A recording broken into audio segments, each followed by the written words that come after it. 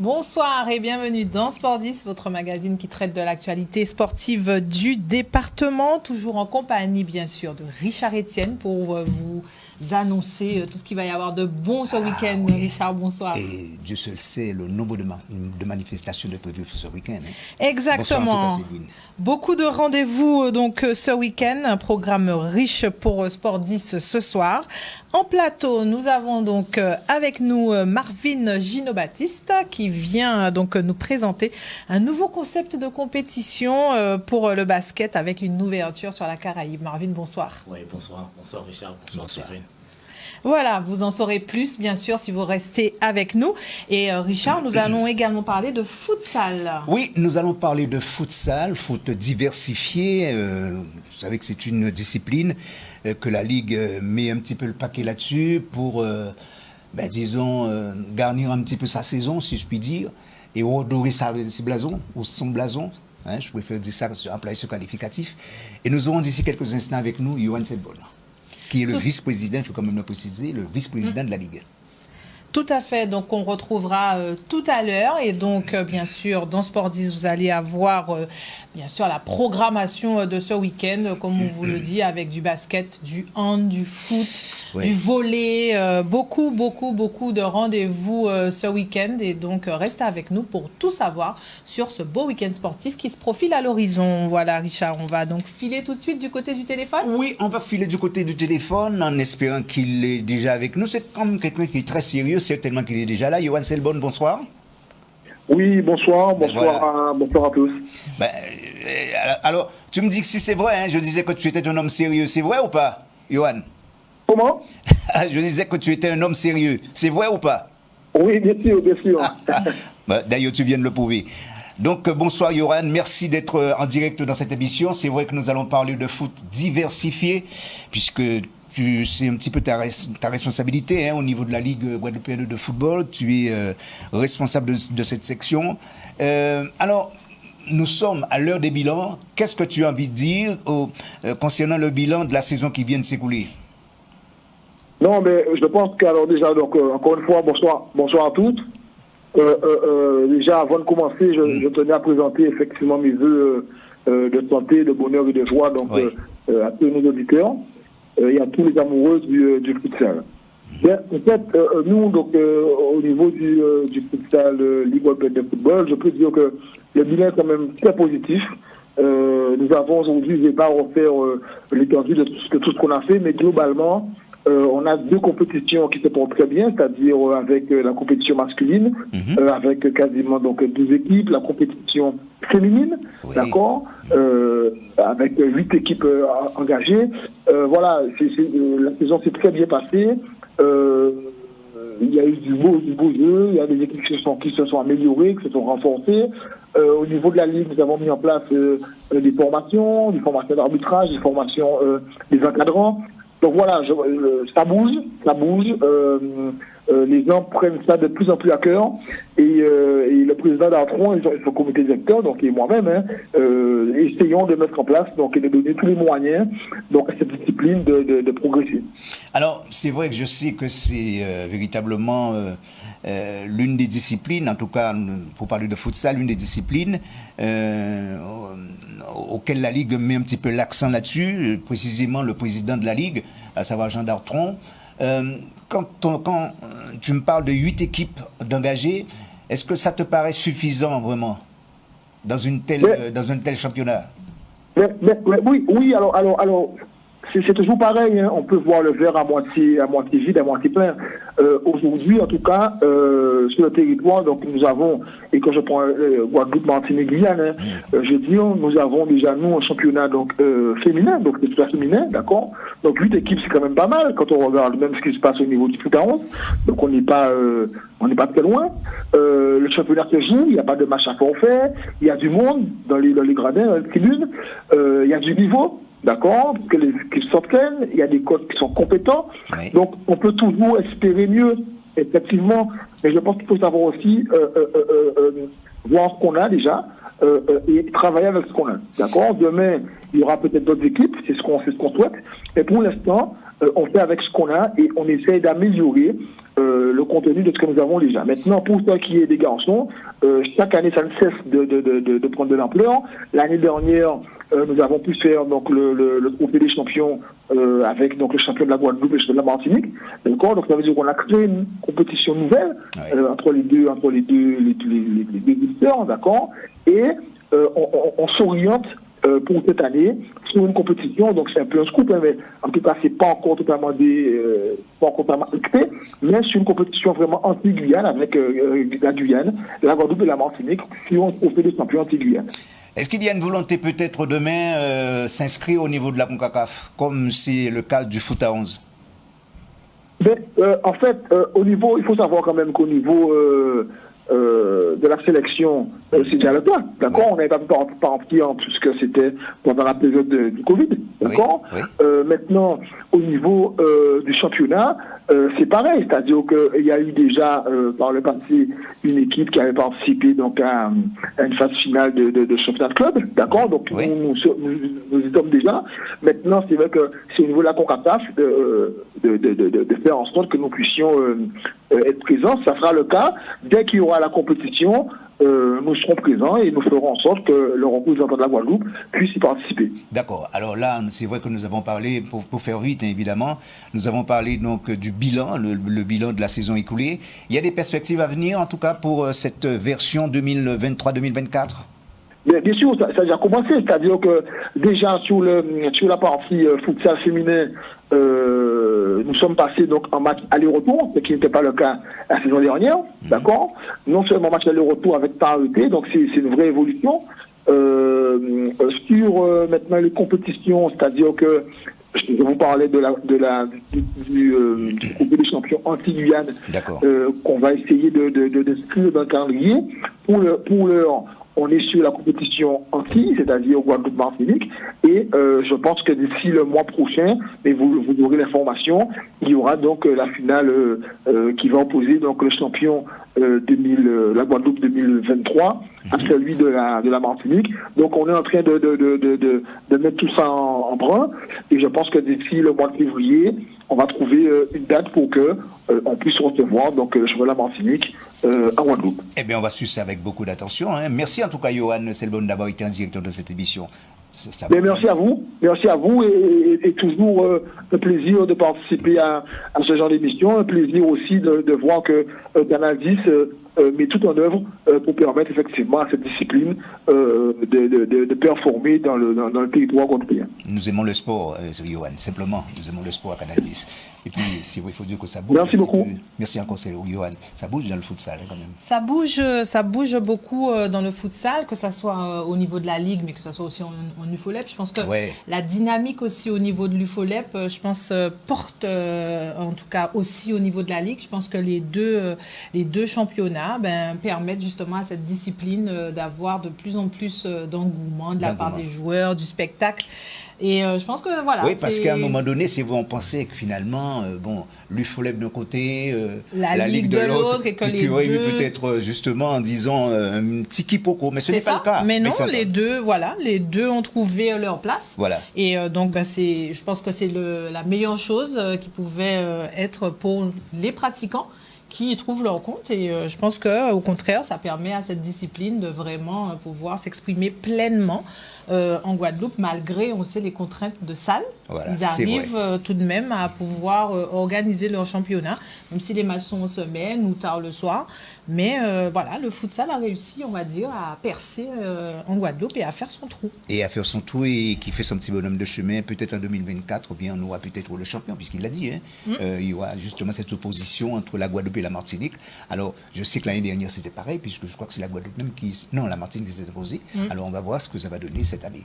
Voilà. On verra ce que ça va donner. En tout cas, bien sûr, nous, on sera là pour, bien sûr, vous informer et vous donner un maximum d'infos, bien sûr, sur ces rendez-vous futsal donc, à venir. En parlant donc de rendez-vous à venir, on accueille de nouveau Marvin Gino-Baptiste. Rebonsoir. Bonsoir tout le monde. Alors, qui est présent donc sur ce plateau de Sport 10 pour nous parler d'une nouvelle compétition qui va voir le jour et qui sera donc une compétition entre Guadeloupe, Martinique, Dominique dans un premier temps et qui va s'élargir au fur et à mesure. Donc, Marvin, présentez-nous votre concept. Écoutez, merci pour l'invitation. Très ravi d'être présent aujourd'hui pour présenter donc l'Express des îles Creole Basketball Championship. J'insiste parce que nous sommes très ravis. On a une très bonne nouvelle aujourd'hui que l'Express des îles est devenu notre partenaire principal. Donc la compétition va s'appeler l'Express des îles Creole Basketball Championship. Je suis présent en ma qualité de président de l'association Caraïbes Sport et Développement Durable. Et notre volonté, ce projet est né d'une collaboration avec deux autres partenaires dominicains, Maggie Peters de 767 Sports Club et Jerry Williams de Sporting Nature Foundation, qui ont participé à cette réflexion stratégique pour promouvoir le sport, singulièrement le basketball, dans une dynamique de coopération caribéenne. Mais ce qui me tient à cœur, c'est surtout dans les dimensions plurielles du développement durable, ce qui inclut la jeunesse, le sport, la culture, l'éducation et aussi le tourisme, véritablement. Donc, cette nouvelle compétition, à l'instar de la Ligue des Champions de football, voilà, on est ambitieux, à l'instar de la Ligue des Champions de football, c'est une nouvelle Ligue des Champions des nations créoles. Ligue des champions de basketball des nations créoles. J'aime l'identifier ainsi. Pourquoi? Parce que je souhaite aussi valoriser cette confiance culturelle à travers le sport et mobiliser ces nations créoles. La Dominique, qui est partenaire de cet événement, aime se dire la capitale des nations créoles. Oui. Donc, véritablement, c'est un tournoi, d'accord, avec des tours qualificatifs sur 3 territoires. D'accord. On a la Guadeloupe, la Martinique, la Dominique. Sur la Guadeloupe, il y aura 2 tours qualificatifs. Le premier tour, du 2 au 4 février, d'accord, vendredi à dimanche, il y aura à Basse-Terre, l'équipe hôte, l'équipe qui organise, c'est le Cinoir, d'accord, qui est propriétaire de son complexe, qui est exceptionnel. Voilà, ça facilite les choses. Va accueillir EDO, AOG, Cinoir et l'équipe nationale de la Dominique. D'accord.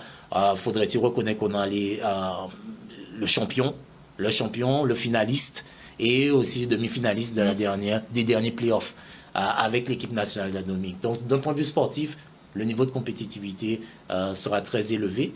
Un deuxième tour qualificatif se tiendra en mars, premier week-end de mars, donc 1er, 2, 3 mars, toujours vendredi, samedi, dimanche. Et on aura GGB, USR, qui fait une formidable saison, et le New Star, et toujours avec l'équipe nationale de la Dominique. Nous aurons 2 matchs par soir, 2 matchs par soir, avec un programme assez riche et une très grande fête du basketball. Alors, c'est vrai que c'est un très, très bon concept. Franchement, il faut le dire.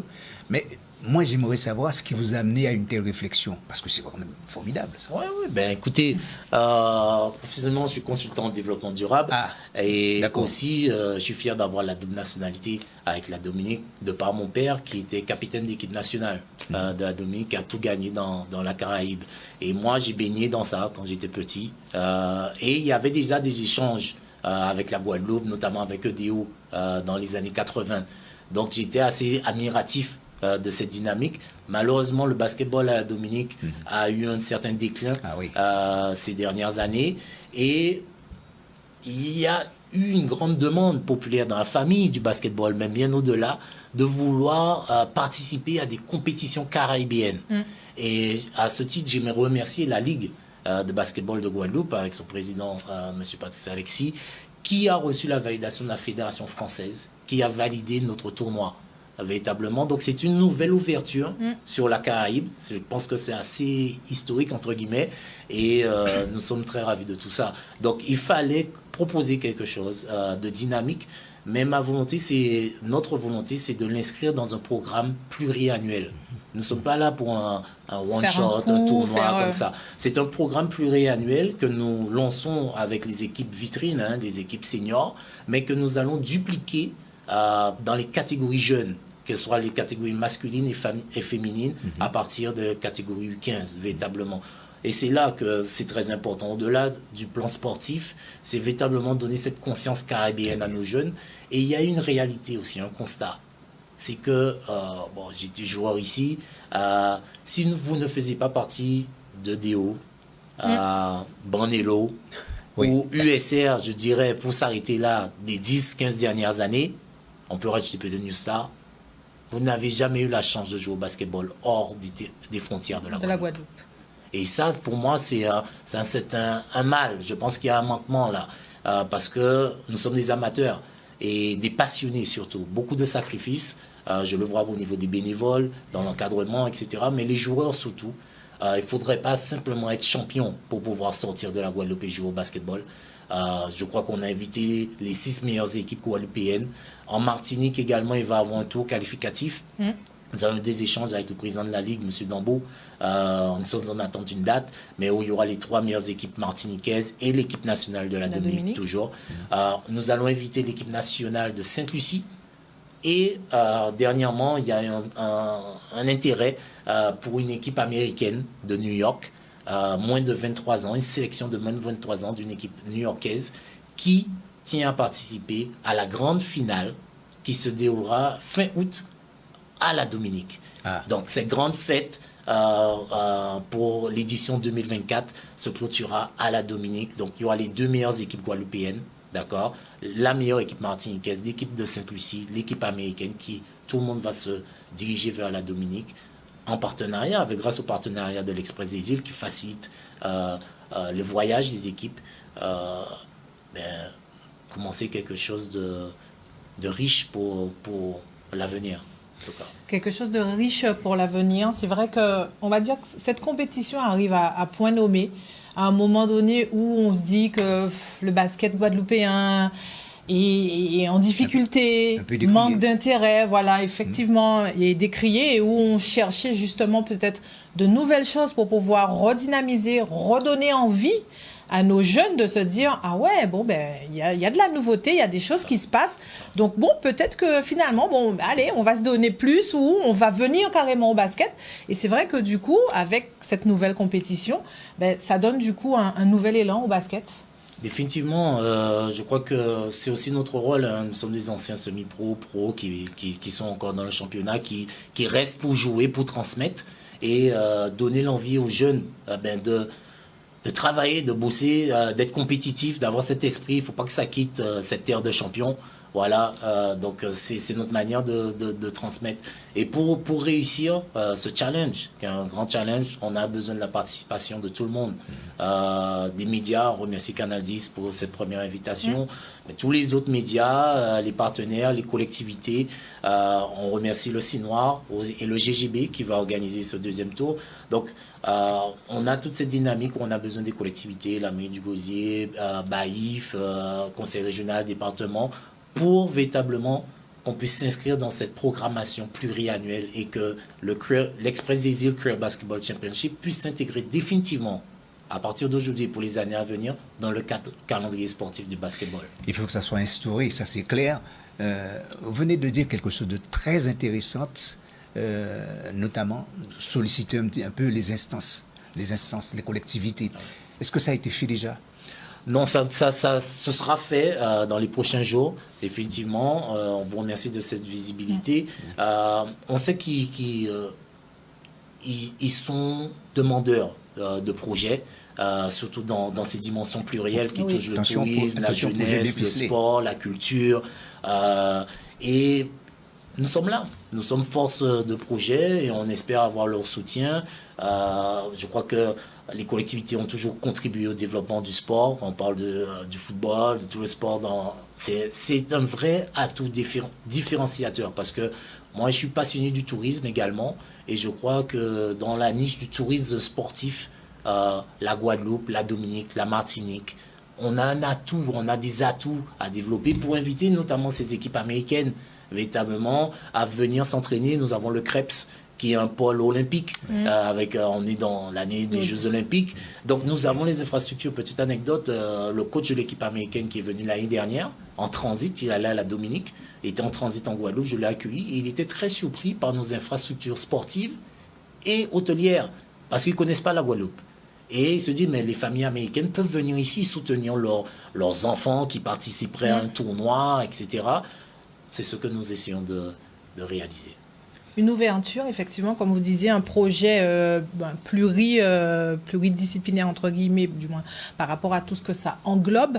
C'est vrai que, du coup, parce qu'on sait que l'argent, c'est ce qui est plus problématique.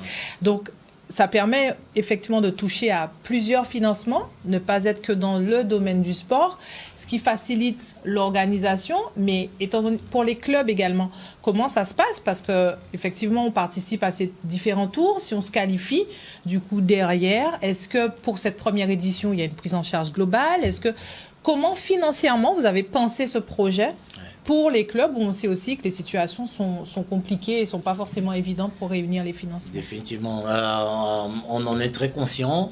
Sur cette première édition, les équipes finalistes sont invitées à participer. Bien sûr qu'il y a un engagement financier de leur part. C'est là que nous attendons le soutien véritablement des collectivités, des sponsors, et leur montrer toutes ces dimensions plurielles de notre concept, de ce programme pluriannuel. Et qu'ils comprennent que ça va se décliner sur les catégories jeunes. Donc, on est simplement en train de lancer comme un tremplin. Donc, le bénéfice est pluriel, touche tous les publics. Donc, on espère véritablement leur soutien, que ce soit la mairie. On sait qu'au Gousier, on peut compter pour soutenir le GGB si le GGB se qualifie. DO, le champion, a souvent été soutenu à ce niveau. Et tous les autres clubs qui participeront. Donc, la première édition, et j'espère avec le soutien des médias, pourront prouver tout l'intérêt de cette compétition. Je sais qu'il y a une grande demande, une grande attente, un engouement, une grande surprise aussi. Donc, on peut réunir les conditions de réussite afin de justifier notre demande pour une aide pour participer à cette grande finale. Alors ce sera, c'est vrai, effectivement la fête du basket, il faut quand même le dire, avec une finale en apothéose qui va se tenir à la Dominique. Alors pourquoi la Dominique? On peut se poser peut-être la question. Mais pourquoi la Dominique? Parce que depuis 3-4 ans, on participe à la Dominique à des réflexions stratégiques qui dépassent les frontières de la Dominique. On a eu des forums virtuels avec ESPN, la Caraïbe, avec le président FIBA America, etc. pour comment penser le développement du basketball dans la Caraïbe. Donc, cette dynamique était impulsée à la Dominique, avec Jerry Williams, la Ligue de la Dominique. J'ai rencontré le Premier ministre, Uwe Skerrit, sur ce projet-là, qui soutient définitivement. Donc, l'impulsion est partie de la Dominique. Depuis quelques années, il s'agissait de se tenir les mains entre la Guadeloupe, la Martinique, Sainte-Lucie, et on profite du circuit de l'Express des îles stratégiquement pour faciliter le transport. On sait que c'est le plus gros poste de dépense. Donc tout a été pensé en ce sens. La Dominique, c'est une terre créole. Voilà, on l'a appelé spécifiquement Creole Nation. Et ce n'est qu'un début, parce que la stratégie voudrait que ça soit comme une finale tournante, véritablement, de manière à donner un maximum de visibilité à chaque fois, à chaque territoire qui participe à cette grande compétition. Et puis avec, disons, une infrastructure qui répond aux normes, certainement là-bas. Définitivement, la Dominique, j'étais très ravi, dispose de son premier gymnase couvert. Voilà. Ça fait des années que je participe à cette coopération. J'ai invité le Bornilo, j'ai invité SFBB à l'époque, à la Dominique, mais on n'avait pas de gymnase couvert. Donc c'est un risque par rapport à la météo. Maintenant, c'est du passé. Il y a un gymnase pouvant accueillir de très belles compétitions. On l'a déjà fait avec des catégories jeunes. Une capacité de combien à peu près? En gros, peut-être 400-500 personnes. C'est déjà bien. C'est déjà très bien. Je pense qu'il y a beaucoup de clubs en Guadeloupe qui aimeraient au moins déjà avoir ça. Bien sûr. O News Radio sur outremernews.fr.